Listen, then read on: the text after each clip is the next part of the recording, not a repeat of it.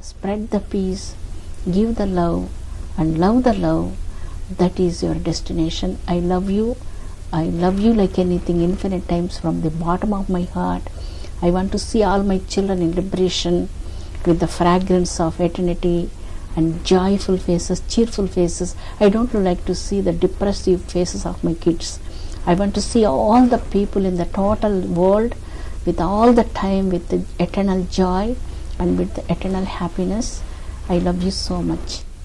We have to eradicate the wars from our world. We have to bring a lot of love and harmony. And so what Baba mentioned, love and service, I also continue what Baba mentioned, love and service. Love the love and give the service to the entire world without any discretion. That is all of our responsibility.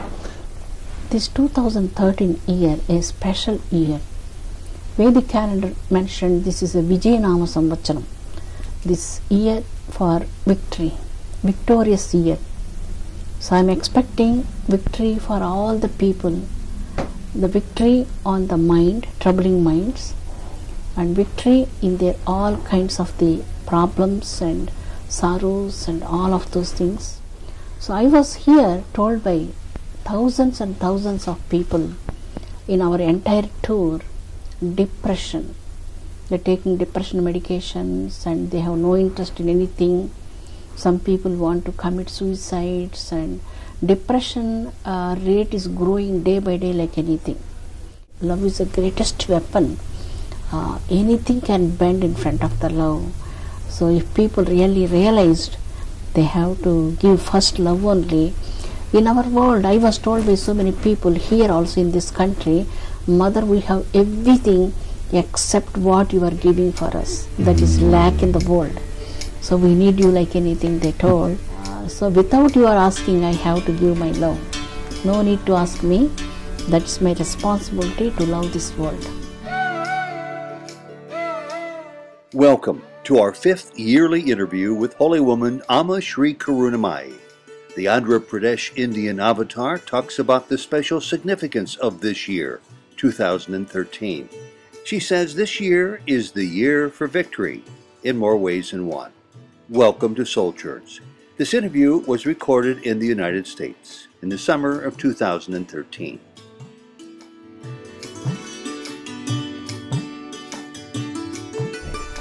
What a pleasure this is once again. This is our 5th formal interview here at this great satsang in Cleveland, Ohio. It is the year 2013. Our beloved Amma, do you have a special message for us for this auspicious year of 2013? What is your message for us? Embodiment of divine souls, my most beloved sweet children, I love you infinite times from the bottom of my heart. There is no conditions for this love. It is unconditional. I love you like anything. This 2013 year is a special year. Vedic calendar mentioned this is a Vijayanama Samvatsharam. This year for victory, victorious year. So I am expecting victory for all the people.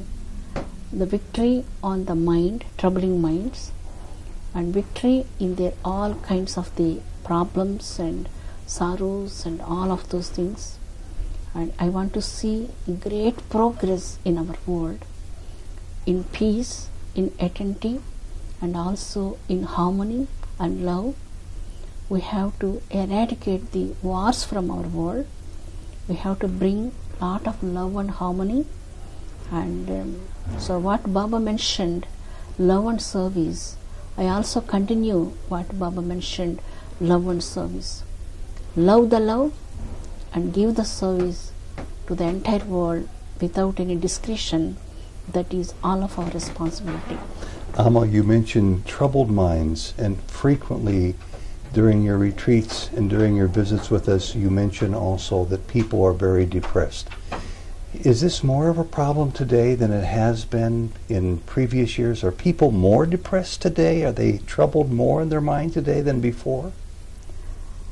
Yes, last year December when I have been, last year November when I have been to Gujarat, Gujarat is mentioned depression, and lot of people they told, mother, before we have not this depression, when more money comes, more facilities comes, more opportunities comes, more problems also comes in the life, that is the cause for our depression. I was told by so many Gujaratis in Gujarat program.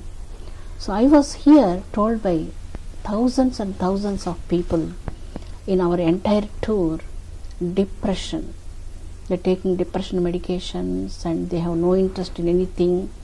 Some people want to commit suicides, and depression rate is growing day by day like anything. So nobody never see that. So just doctors are going through the medications, and from the bird view, it was growing like anything. Depression is nothing but our unsuccess. It is the mental problem. It is it's totally psychological pain. So they have to meditate every day, or they have to pray in their faith. It doesn't matter whatever they believe.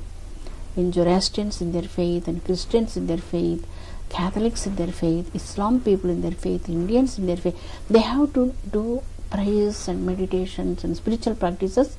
That is the best medication for mental depression. Thank you for explaining that. And as you talk about meditation, your chief message is said to be for us to achieve higher levels of consciousness through the practice of meditation. Do you mean that people can actually become self-realized through meditation? Definitely. Meditation is the greatest spiritual achievement in the life. Make the mind and the karmendriyas and jnanendriyas, we can make silence in meditation. Through the silence, you have entered into the Mahamauna, that is the absolute silence. Through that silence, people enter into the absolute samadhi state.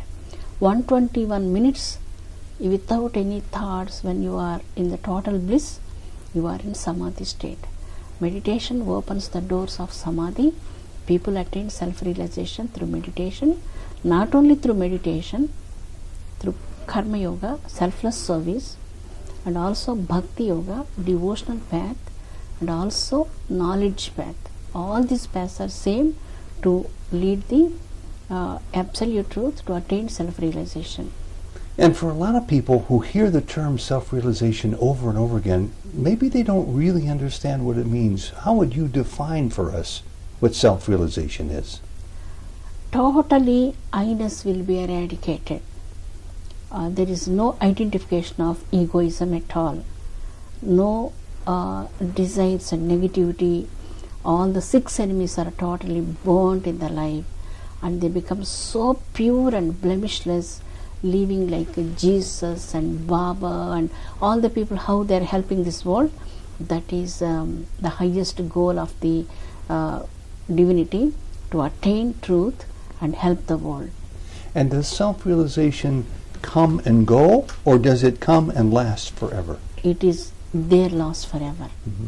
So when people say, I felt self-realization for a minute in my meditation or for an hour after my meditation, it sounds like they're not talking about the genuine self-realization, because what you're saying is it comes and lasts forever. Yeah, it is there all the time. You are that. You are that absolute. That is the experience. So that's the goal we all want Yes. to achieve through Yes. the practice of meditation, and I'm sure also leading a virtuous life. Yes. All of that's important. Yes. Yeah. One more question about meditation. You say in prayer we are talking to God, but in meditation we are listening to God. A very important distinction. But there are many of us who do not listen well. We do not hear well. How can we hear better when we are in meditation? When you are in meditation, you heard the beautiful, all the inner sounds, the flute sound, the Om sound, all the Dasavidanadas from the inside the body. You can listen the divine music of silence within you. So you can hear that. Yes, it is absolutely incredible. There is no words to express that. There is no language to explain about that. You have to experience that. It vibrates all the time in your heart. Well, I've meditated many years, but I'm still waiting for that experience. I don't know if I fail the class or if I get a C, but so far I think it's a common practice for many of us to try very hard to listen, to quiet our minds, but to hear God, to hear the music, to hear those chimes and vibrations. So far it eludes many of us, and I'm sure your message is don't be discouraged, keep doing it. Tedson path is selfless service, Karma Yoga. And he got God's darshan, Baba's darshan. What else you need, son? Well, I guess that's another way of expressing it, and I'll take that. I'll take that right from your lips very, very clearly as my purpose. Amma, some people become what I've learned to understand are jivan muktas. They become self-realized 24/7. Do you confer this on individuals who follow your teachings? How do people become jivan mukta? Jivan mukta is a liberated soul. Liberation. Liberation means liberation from anger. Some people all the time with anger. So the liberation from, there is no place for anger in their life. So they are so peaceful, quiet, calm. That is liberation from anger. So they're in a state of equanimity. Yes, equanimity. Nothing bothers them. No. So they are watching, so sometimes you are sitting in front of a river, watching the river was going. You are not that river, you are watching that, witnessing that. So then anything is never going to bother you there. So you are that witness, absolute consciousness. So that is Jivan Mukta. There is no desires in Jivan Mukta. There is no all of these 6 enemies in Jivan Mukta. Is so pure, desireless, witnessing this play of the world. You express that very beautifully. And you use the word liberation. So tell me, Amma, is liberation different from self-realization, or is it the same? Liberation is different from self-realization. Liberation from all the enemies. Then there are so many higher orbits to climb to attain the supreme truth. That is the final destination of attain yourself. That's a very important distinction that I never considered before. I always thought liberation was self-realization, but I see that difference. And when you're self-realized, you experience the peace. But when you're liberated, you're free from any attack, any anger, yes, any jealousy, yes, any of the temporal temptations. If people praises you, if people criticizes you, same. Yeah. So gradually there are so many higher orbits there. We are climbing that higher orbits of the purity. Finally I am absolute. I am divisionless. I myself is independent. I myself is timeless wisdom. That experience comes in your heart. So you must be aware of people who become self-realized in this lifetime. Are there very many people who become self-realized and liberated in this lifetime? There are so many liberated souls I saw even in here also. Even here? Here. So they are so desireless, pure. They have no negativity, no anger. So they are ready to give up even their lives also for other people. So much sacrifice. So many beautiful souls in our country here, all over the world. All these 19 years I was traveling all over the world. I saw in this beautiful human garden so many liberated souls, so many Jivan Muktas also in family life. Really? Yes. So you're really enticing us to continue to shoot for higher and higher levels, and there are many levels, as you just suggested too. Yes, I inspiring all these. So what might be the next level after liberation? You're talking about self-realization and then liberation, and what might be the next level be for people? First we need liberation, then finally self-realization. Okay. So there's a big order of work for all of us who want to be free of the shackles of our lives. Yeah, actually it is not a big task. We have to eradicate that I-ness. That is the big task. To eradicate the I-ness. The I-ness, yes. Egoism. Yeah. That is the main problem.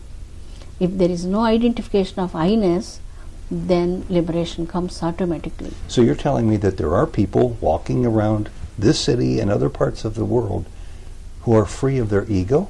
Yes, so many people are there. I saw in my all these 20 years of my tour, so many beautiful, beautiful souls, extremely beautiful souls. Amazing to see them. We can see the heights of Himalayas, but we can't see the heights of their hearts. They're so height. Oh, that's beautiful. That's beautiful.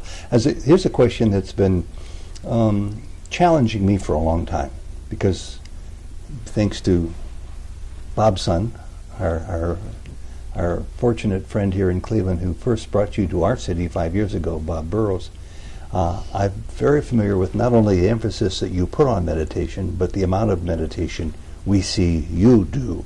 We just came out of several hours of meditation with 40 or 50 of us, and you were sitting right among us in complete meditation. As a young woman, you spent 10 years or more meditating day after day in the forest. As an avatar, why do you meditate? Why do you need to meditate? We know it's not to attain peace because you are already the embodiment of peace. So why do you meditate? My meditation is not for my I-ness sake, Tedson. Okay. My meditation, physically, I was in my Supreme Sun and watching all this universe. I want to help the people through my silence or through my inner wisdom to elevate so many divine souls, so many liberated souls from their levels to the highest consciousness level. So that's why. That work is inside work, not outside work. So that's why. So what you're doing is different than what we're doing, what we're trying to do. Well, our eyes are closed, but that's the only similarity. Does your body require warmth and shelter? Do you get hungry? Do you have the normal needs that us humans who aren't avatars have? Actually, not necessary of taking too much food and sleep and all those things. Mm-hmm. So Panchabhutas are under our control. And while we're on this subject, just one more question or two. You are an avatar. I've introduced you that way for many years now. I understand that there are various levels of avatars. There's a Puna avatar who knows so much. There are other avatars who have other distinct, unique gifts. Can you tell us more about avatars? Do you know every detail of the people's lives who sit before you in meditation, for example?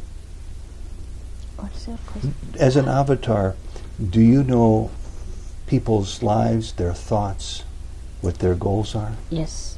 You do? Yes. And do you know this all the time about everyone, or just when you hear people talk to you from their hearts?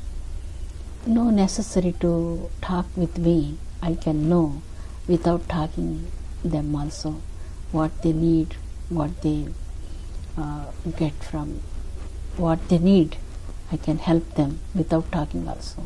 And you have a wonderful devotee who works with you on the tour every year, and she asked me this question to ask you, and it's kind of a silly question. As an avatar, Amma, how is it up there? How is it as high as our spiritual embodiments take us? What is it like to be an avatar? It descended all the way, countless light years of the distance. It's not from galaxies, not like that. Countless gazillions and gazillions of the light years comes from the light of all the lights. That's the light. I comes to you all the way to uplift you, to help you, to love you from so many levels. Some people asking from health level, some people emotional level, from people spiritual level, some people only just the materialistic problems, some people only seeking for spiritual problems, some people are seeking for liberation, some people are seeking for only salvation. There's so many levels there. I can understand that, having been a journalist and reporting on the needs of so many people over the decades. When you look at us, Amma, what is it that you see? We are opening so many bondages with our eyes only. just with the looks, touch, doing all those things. And one of your followers wanted me to ask you, since we now know that we're not the only planet in the cosmos, that there are so many planets, presumably with so many forms of life, why did you choose to come to this one? This is my creation. I love my creation like anything. Yeah, So I'm traveling in my estate. You're traveling in your state? Estate. My estate. Yeah. Well, that's very interesting. I'm so happy you said that. This is your creation. Is there other forms of life like ours on other planets in your creation? So this is only here the creation, planets, all the Okay. lights. Some people who say that they are self-realized don't always act that way. They seem to have deep mystical experiences. Sometimes they have occult powers. But I'm confused when some of these people don't show necessarily high levels of love within themselves. Why aren't they transformed into great saints if they're self-realized? Every individual have their own circles, limitations. So some people got some spiritual things, some people have some spiritual powers. When the Kundalini comes to the second chakra, people got 8 siddhis. Some people have the siddhis, and some people don't like to show the siddhis. Some people show the siddhis. They still have some tendencies from before, perhaps. Yes. Some lesser tendencies, maybe. What is the tendencies you are asking? Well, do people who seem to be self-realized on some levels, but sometimes show a lack of love on other levels, are they maybe carrying over these other tendencies? They haven't fully yet acquired all the higher tendencies? Really, if anyone realized, you have to realize that. You have to realize that. According to their maturity, love, no? We smell that. But you understand what I'm saying. I hope I'm saying it clearly enough that sometimes we encounter, when we're traveling and interviewing people, those who really seem to be self-realized in most respects. But sometimes they seem to be absent love, or as much love as we'll find in many of the people here, for example. Divinity is love only. Divinity is love only. So, How Baba loves people love? Yeah. Incredible love. So when Sai Baba said love, love, love is all there is, Yes. then if people seem to be self-realized but lack the love, it may not be genuine self-realization. I can't say anything for that. Just I love this world like anything. Yeah. You do say over and over again to love the love, and I find that to be one of the most charming statements and original statements about love I've ever heard, because that's a difficult concept, but it's a very important one. Love the love. If you love people, you get abundance of happiness by yourself, by giving something through love. Giving means not give some articles or not, I mean. So just the love gives anything, even life also we can give for people's sake. We can give time, we can give love, we can give so many activities for people's sake because of the love. So because divinity is love only. So when you really love the love, you are ready to do any seva to the mankind. So that's why love is so sweet. Any sweets are nothing in front of love. Honey or sweets or anything, nothing in front. Any elixirs are nothing in front of love. Love is the greatest weapon. Anything can bend in front of the love. So if people really realized, they have to give first love only. In our world, I was told by so many people here also in this country, Mother, we have everything except what you are giving for us. That is lack in the world. So we need you like anything, they told. So without you are asking, I have to give my love. No need to ask me. That's my responsibility to love this world. And you're telling other people to do as you do and to give love themselves to others.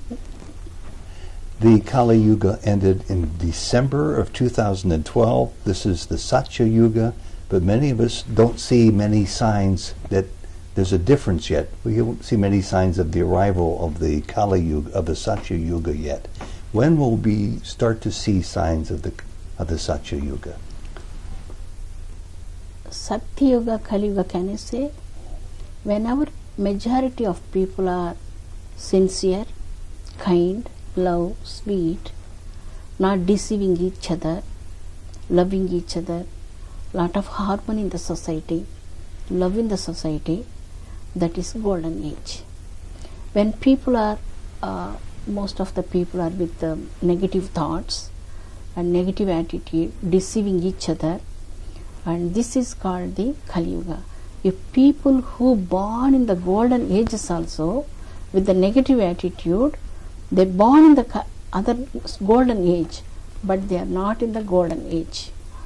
Oh. They are not in the golden age. For example, when Krishna time, lot of people are there, they never believe Krishna. Duryodhana never believe Krishna. So many people never believe Krishna. Mm-hmm. They are with Krishna, but they are not in that golden time. I see. They are in Kali Yuga. They can be part of it, but not be it. Yes. Yes. So suppose we are in this Kali Yuga, when you are honest, sincere, pure, you are thinking always about others to do good, then you are in golden age. You are in golden age. So people are already in the golden age who Yes. act that way. Yes. Even during the Kali Yuga, they could have been in that golden age Yes. if they would have lived from their hearts. Yes. I see. So what you're saying is, as more and more people learn to live from their hearts, we'll start to see more of the Satya Yes. Yuga. Lot of people are seeking for that now. Mhm. They understand the emptiness of this worldly life, and they are seeking for something more better life, what to give us really peace to them. So they are expecting that peace. Very good. The mantras you teach us, you are in Sanskrit, and many times you use Vedas, and some of the ceremonies you perform, like Abhishekam yesterday, the homas tomorrow, an 8-fire homa tomorrow, are things that we associate with the Hindu religion, Amma, and yet you say that you are beyond religion. What does it mean to be beyond religion? What is religion? What is religion? I guess the practice of what other people tell us are the laws of God, maybe? I'm not quite sure what the definition of religion is. For all religions, the base is love only. Love only. So Homa ceremony, why we are performed tomorrow, that is for universal peace. So we are burning so many ingredients, so many 1008 varieties of the herbal powders. Mm-hmm. It purifies the total atmosphere from the nuclear pollutions and bacteria pollutions, lot of virus. So many viruses are combined with other virus, and new virus is born. That virus is cause for so many diseases for people. So this smoke emanates from the fire ceremony. It eradicates all these bacteria, virus. So that is fire ceremony. It is a social responsibility. I see. Yes, it is a social responsibility to purify the Mother Earth, Panchabhutas, all the things. So there are some mantras like Om, Gayatri mantra, Ganesha mantra. So people need not do that mantras. They have just to sit and meditate, and they have to pray. The vibrations of mantras are going to grant them so much solace and peace, and the negative vibrations are eradicated from the body. So those of us who are unfamiliar with what a homa is, if we just show up and be present, Yes, open our hearts and be present, yes, we'll be receiving everything that we are intended to receive. yes, it is very powerful. In line with that question, one other question. Some Westerners who are new to you are Christian. We're in a Unitarian church in Cleveland right now. They are confused by some of the ceremonies that seem to be part of the Hindu religion. What should we tell people who are new to you who ask about Hinduism? Is this Hinduism? Do they need to become a Hindu? It is very unique, no? It is very unique. What we are doing, the prayers for universal peace sake only. It's not any religion, it's not bond people like anything. It's love. So we are doing for the Samasta Loka Sukhino Bhavantu, one of the mantra. That means let the total universe must be in peace. and some other mantras, Asatoma Sadgamaya. So all the total world, we are believing only the untruth. We have to go towards the truth. That is the meaning of that mantra. So is there any religion there? No, there is no religion. Tamasoma Jyotirgamaya. Tamas means dark forces. So if any dark forces in the mankind, we have to eradicate all the dark forces like anger, greed, jealous, lust, everything. We have to go to the absolute light. That is the meaning. It is very unique, no? It's the prayer for all the people's sake in the world. Yeah. Mrityorma Amritangamaya. That means Mrityu is selfishness. If people are all the time leading a selfish life, it is like a death. So selflessness is the immortality. So selflessness gives them absolute bliss, peace, happiness, and boundless tranquility of the consciousness. So we have to attain that level. So that's why these prayers are very unique. These are not any ism or it is not like that. Not a religion. And No. I'm so glad I asked that question, because many of us are in deep ignorance when it comes to... No, it is not ignorance, Yeah. no. I make them understand. Yes, you do very, very well. And there's one new person here who asked a question that I thought, well, this is an interesting question, and sometimes I appreciate it when a person who's brand new, never heard of Amma Sri Karunamayi, and they're here for the first time. This woman's come from California to visit with you this weekend. She said, if you get a chance to ask Amma any question, would you please ask her this one? What is the origin of the universe? The origin of the universe is love. It isn't primal elements, it isn't gases and It is matter. love. It is love. From the love, the total creation comes. And the second question would be, where does that love come from? And you just said, from what's the origin of the initial love, of the first love? What's the origin of that? With the love, you have to do all the things, no? Mhm. If anybody do anything in the world, with the love only people are doing. Suppose we are giving some food seva to people, because of love we are doing that. When we are helping anyone, with love we are doing that. The creation also comes with the self-love of the divinity, Almighty. So it is formless, it is absolute, divisionless, absolute independent. And it comes from the self-love of the Yes, divinity, Yes, who just created expanded love. yes. It is beyond thinking. It's beyond expression. There is no words in any language in the world to explain that. Well, here's an even tougher question about beyond language. Where does Maya fit in? Was the universe never really created at all, or do we believe that there is a creator who created this element of Maya? This is from the same person. Maya means absolutely the I-ness of the human body. The I-ness is all the time that egoism The ego. is overflowing from the mind. That is Maya. So that when anyone have the body and the body feeling, mind feeling all the time with egoistic thoughts, that is Maya. When that Maya was gone, there is no creation. You are seeing everything is only the light and the love. Just a couple of questions left. And from the person who wanted to know why you incarnated on this planet, and we talked about that, she also wanted to know, does your incarnation affect not just this planet, but the whole universe? Yes, I was enveloping the total cosmos. So your presence, the vibrations, the love, is felt limitlessly everywhere. Yes, that Oh. is divinity. And on this topic, I'm always curious when physicists, astrophysicists go on television and they talk to reporters and they say the same thing. We only know 4% of the known universe. What is the rest of the universe, Amma? The consciousness. The consciousness. Tripadasya amrutam divi. What you are seeing in the cosmos, 1%, 1/4 only visible. The planets, cosmos, galaxy and all the things. But 3/4 is not visible. So the consciousness is all enveloping.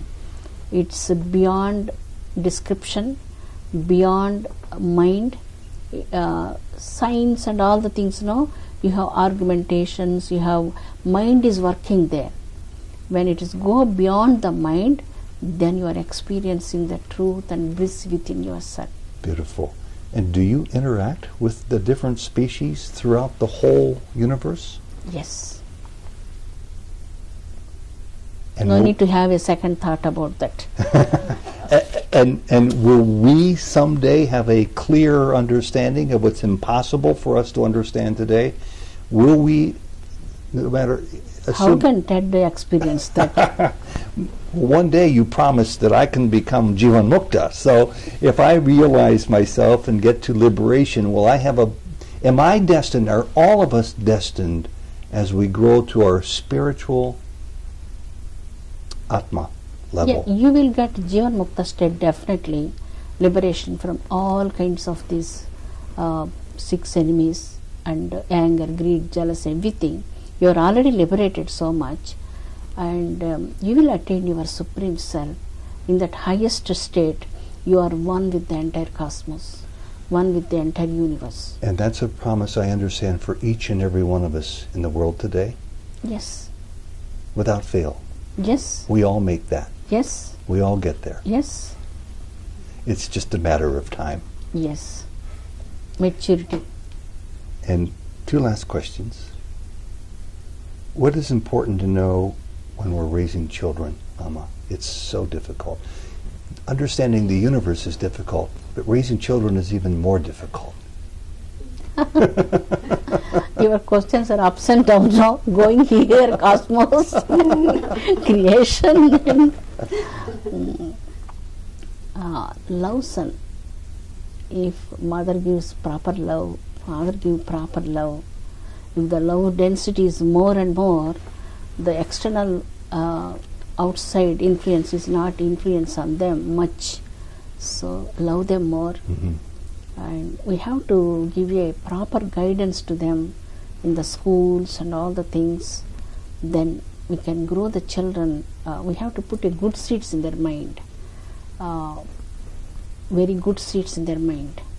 I'm not speaking about the spiritual and the humanism. Mm-hmm. Service, love, all those things. I apologize for going from the cosmos to babies, but these are questions that I ask others to kindly give me to ask you, because each year I'm always amazed how interesting these questions are. So the final question for Amma Sri Karunamayi. Often you give off the fragrance of roses, of jasmine, of other precious fragrances. What does it mean? Where does it come from, and what does it mean? Sometimes you can be a block away and people can smell the rose fragrance of your presence. What does that mean? Any fragrances are nothing in front of the fragrance of peace. The real peace, it is within you. You have to experience that fragrance of the eternal peace, eternal joy. So then all these fragrances, any beauties are nothing in front of the divine beauty. So you have to experience that divine beauty, experience that divine eternal bliss and peace within you. The peace is the real fragrance. Other fragrance, jasmine fragrance, rose flower fragrances, other fragrances are, they're nice, but in front of this never ending fragrance of eternal peace, wherever you are going, you are carrying this peace and spreading this fragrance of peace everywhere. I am expecting from this world, let my children have to be so pure inside. They have to burn all the any kind of these 6 enemies, anger or anything, smaller weeds, burnt all the weeds with the divine love, and they have to elevate from one orbit to other orbit to experience the eternal joy and peace, and spread the peace, give the love, and love the love. That is your destination. I love you like anything, infinite times from the bottom of my heart. I want to see all my children in liberation with the fragrance of eternity and joyful faces, cheerful faces. I don't like to see the depressive faces of my kids. I want to see all the people in the total world with all the time, with the eternal joy and with the eternal happiness. I love you so much. Amma Sri Karunamayi, thank you very much yet again. No necessary tets and thanks between mother and son. I love you so much. Jai Karunamayi. Love you, son. Love you. Love you, children.